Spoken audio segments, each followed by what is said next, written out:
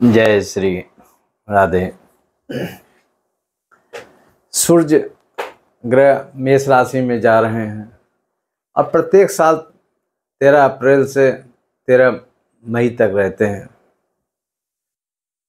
सूर्य हमारे सौरमंडल के राजा हैं। राजा का मतलब है उनके प्रकाश से ही पूरा सभी ग्रह चमकते हैं, ऊर्जा आते हैं। फूल पत्ती से लेके जीवन सभी उनके ऊर्जा से चलते हैं।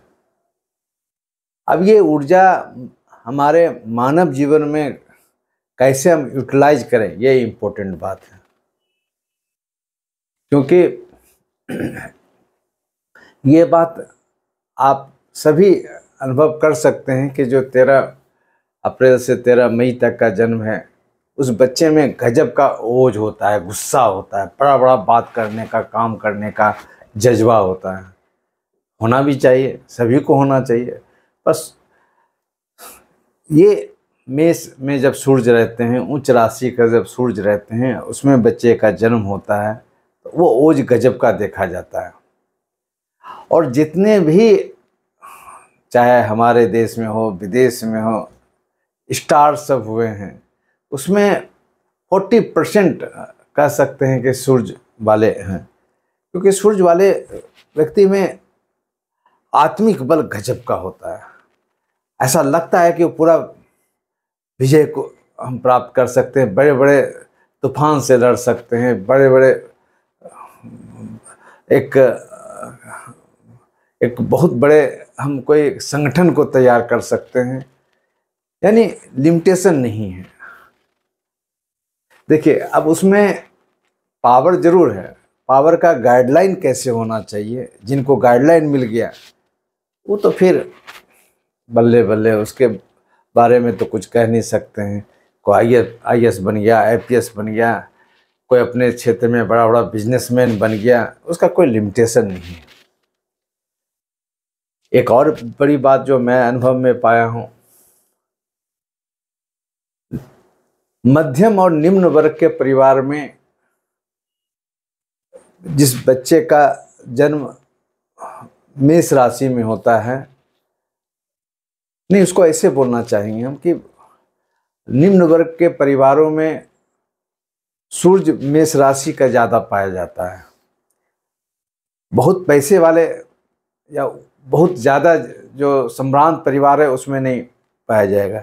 यहाँ निम्न वर्ग का मतलब कतई हम जाति व्यवस्था से नहीं है। कोई अगर ब्राह्मण भी है, अगर वो कमज़ोर है, निम्न वर्ग में आ रहा है, तो उसमें वो सूर्य का प्रभाव बहुत ज़्यादा देखा जाता है। कारण क्या है कि जो जब गर्भ में माँ रहती हैं तो बहुत तरह तरह के परेशानियों से झेलना पड़ता है। तो वो सोच होता है कि मुझे भी ये होना चाहिए, मुझे भी ये करना चाहिए, मुझे भी गाड़ी होना चाहिए, मुझे भी पॉलिटिक्स होना चाहिए। अच्छी बात है। तो सूर्य उच्च लेके बच्चे लोग का जन्म तो हो जाता है, बट उसमें जिसका अगर कुछ सूर्य के साथ बृहस्पति का कम्बिनेशन अच्छा है, किसी का चंद्रमा के साथ कम्बिनेशन अच्छा है, तब तो वो बड़ा बड़ा झंडा फहरा लेते हैं, उसमें कोई शक नहीं है। पर सूर्य को अगर हम यूटिलाइज नहीं कर सके, सूर्य बहुत गुस्सा है, ये करेंगे, पर कैसे हम गुस्सा निकालें, कैसे गुस्सा का मतलब ऊर्जा कैसे निकालें।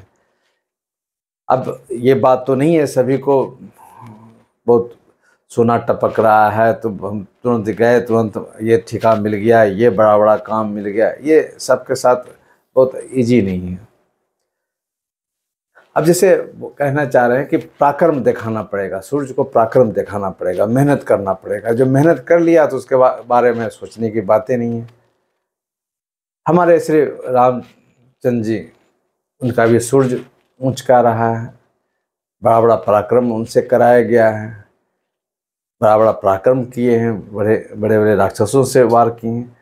यद्यपि रावण महाराज जी का भी सूर्य ऊंच का था, पर उनके साथ में शनि या राहु का जो गड़मड़ वाली बात हो गई, तो अंतिम में जो भी अच्छाई उनके पास में था वो बहुत लेट डूबने की बात हुई।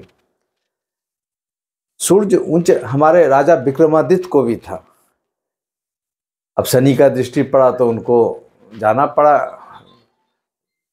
तेर पेरने के लिए, राजसत्ता से विमुख होना पड़ा।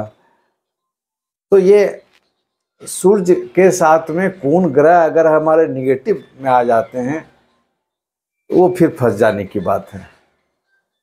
हमारे अम्बेडकर साहब, उनका सूर्य ऊंच का था, 14 अप्रैल का जन्म है। उच्च राशि का होने से उनमें जो तेज था सबको हराते चले गए। एक भारत के स्वतंत्रता दिलाने में, संविधान लिखने में बहुत बड़ा रोल अदा किए। तरह तरह के, सबको आगे बढ़ना है तो तरह तरह के लोगों से आपको झेलना ही पड़ेगा। वो बहुत ऊंचा जगह पर पहुंचे। गुरुदेव नानक साहब, उनका भी सूर्य ऊंच का था। वो अपने सिख धर्म को स्थापित करने में बहुत बड़ा रोल अदा किए। हम बार बार समझाना चाहते हैं कि एक लाइन खींच जाती है अगर सूर्य के साथ एक दो ग्रह का डायरेक्शन अच्छा हो, ये कहना चाहते हैं। इसलिए अगर कोई बहुत ज़्यादा बच्चा गुस्सा हो रहा है, उसको डायरेक्शन चाहिए। वो गुस्सा नहीं है, ऊर्जा है, ऊर्जा किधर हम निकालें।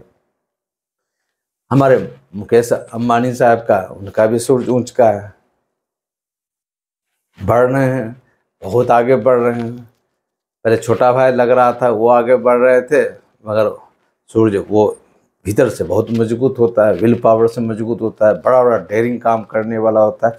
कहाँ डेयरिंग करें, कोई क्राइम करेंगे वो भी सूर्य वाला करते हैं, अगर उसके साथ में गलत योग बनता है तो सूर्य बहुत बड़ा बड़ा काम करवाते हैं। कलाकार में देखेंगे, चार्ली चैपलिन से लेकर अजय देवगन, सबके सूर्य ऊंच के हैं। सूर्य ऊंच वाला बहुत दब्बू टाइप का नहीं होता है। और सूर्य अगर ऊंच का है, आप अनुभव कीजिएगा, जो अगर एस्ट्रोलॉजी से बहुत ज़्यादा जुड़े हुए नहीं हो, तो सूर्य अगर चलेंगे तो वो जातक को शरीर में ताप ज़्यादा अनुभव होगा।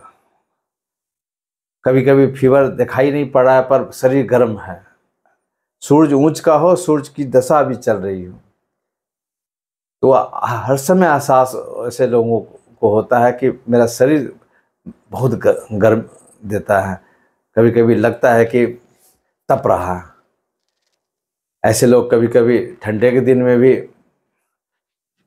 बहुत ज़्यादा स्वेटर ये सब नहीं पहनते हैं, चलते हैं। फिर कहेंगे सूर्य एक लेबर को भी होता है, मजदूर को भी होता है, 24 घंटा 18 घंटा काम कर सकता है। एक राजा को भी होता है। सूर्य काम करने के शक्ति को इंडिकेट करता है, हम कितनी घंटा तक काम कर सकते हैं। 5 घंटा कर सकते हैं, 10 घंटा कर सकते हैं, 20 घंटा कर सकते हैं। सूर्य अगर लगन में अच्छे हों, ऊंच के हों, नवांश में हों, देखिए जिनके सूर्य नीच के होते हैं, लाख बड़े लोग हों, और वो फिजिकल एक्टिविटी, क्योंकि उसके पास सोल नहीं है, कमजोर सोल है, उसको शेयर करना पड़ता है। कोई पीछे से बैक करता है तो फिर वो पिकअप में आते हैं। तो ये सूर्य को अगर मेरा कमज़ोर है तो उसको मजबूत करने के लिए माता गायत्री का जरूर जप करना चाहिए, सूर्य मंत्र जप करना चाहिए, सूर्य भगवान को अर्घ देना चाहिए। हम ये कहना चाह रहे हैं कि अगर किसी जातक को, जातिका को सूर्य अच्छे हैं, मजबूत हैं, उसका यूटिलाइजेशन कहाँ करें।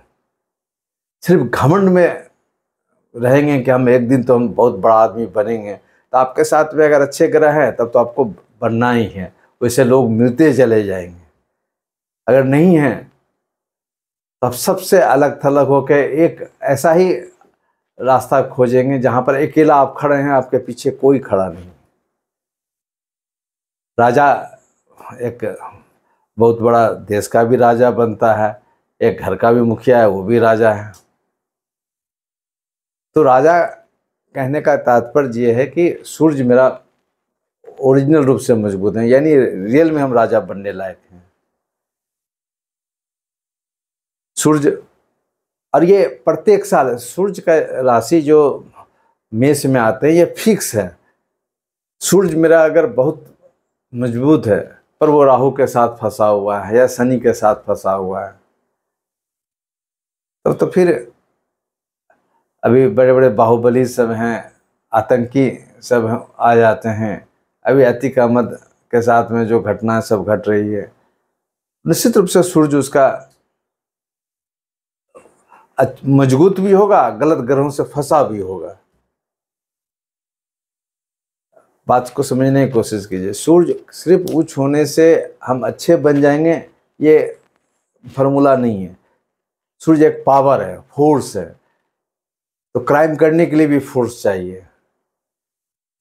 तो अगर ये सूर्य का फोर्स का पावर हम कहाँ इस्तेमाल कर रहे हैं? अगर हम सूर्य का फोर्स का इस्तेमाल अगर क्रिएटिविटी में करते हैं,